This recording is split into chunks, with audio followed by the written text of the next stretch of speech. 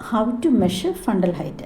Antenatal പീരീഡിൽ fundal height വളരെ important ആണ്. കാരണം ഒരു ബേബി ഇൻ യൂട്രോയിലുള്ള ഒരു ഫീറ്റസിൻ്റെ ഗ്രോത്ത് അപ്രോപ്രിയേറ്റ് ആണോ, അല്ല അതിൻ്റെ പൊസിഷൻ റൈറ്റ് പൊസിഷൻ ആണോ, അല്ല ഏത് പൊസിഷനാണ് എന്നൊക്കെ ഐഡൻറ്റിഫൈ ചെയ്യാനായിട്ട് നമ്മൾ യൂസ് ചെയ്യുന്നതാണ് ഫണ്ടൽ ഹൈറ്റ്. അപ്പോൾ ഓരോ വീക്സ് അനുസരിച്ച് ഫണ്ടൽ ഹൈറ്റിൽ ഡിഫറൻസ് ഉണ്ട്. അതായത് അതിൻ്റെ ഒരു പൊസിഷനിൽ ഡിഫറൻസ് ഉണ്ട്. അത് നമ്മൾ സെൻറ്റിമീറ്ററിലാണ് മെഷർ ചെയ്യേണ്ടത്. അത് ടോപ്പ് ഓഫ് ദ യൂട്രസ്, അതായത് top of the uterus to pubic bone, symphysis pubis വരെയുള്ള സ്ഥലം, ഇങ്ങനെയാണ് നമ്മളത് മെഷർ ചെയ്യേണ്ടത്.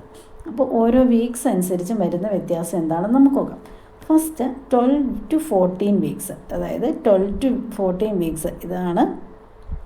ഇതിൽ പ്യൂബിക് ബോണിൽ തന്നെയായിരിക്കും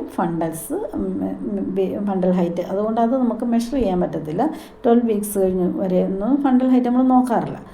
പിന്നെ ഒരു 16 വീക്സൊക്കെ ആയി കഴിയുമ്പോഴത്തേക്കും ഫണ്ടൽ ഹൈറ്റ് ആംബ്ലിക്കസിൻ്റെയും പ്യൂബിക് ബോണിൻ്റെയും ഇടയിലായിട്ടൊരു ഇതായിരിക്കും. ഇതാണ് ആംബ്ലിക്കസിൻ്റെയും പ്യൂബിക് ബോണിൻ്റെ ഇടയിലായിട്ടാണ് 16 വീക്സിൽ നമുക്ക് ഫണ്ടൽ ഹൈറ്റ് കിട്ടുന്നത്. പിന്നെ ഒരു 20 വീക്സ് ആകുമ്പോൾ ഈ fundal height level of the umbilicus വരണം. അതായത് 20 to 22 വീക്സിൽ ഈ ലെവൽ ഓഫ് ദ ആംബ്ലിക്കസി വരണം. അപ്പോൾ ഈ 20 വീക്സൊക്കെ ആകുമ്പോൾ ഇത് ലെവൽ ആംബ്ലിക്കസി താഴെയാണ്. അതിൻ്റെ അർത്ഥം ഫീറ്റസ് റൈറ്റ് വേയിൽ ഗ്രോ ചെയ്യുന്നില്ല എന്നുള്ളതാണ്. പിന്നെ നമുക്ക് ഒരു 24 വീക്സൊക്കെ ആകുമ്പോൾ ഇത് ഇവിടെയാണ് ജസ്റ്റ് എബോ ദ അംബ്ലിക്കസ് വരെ വരും.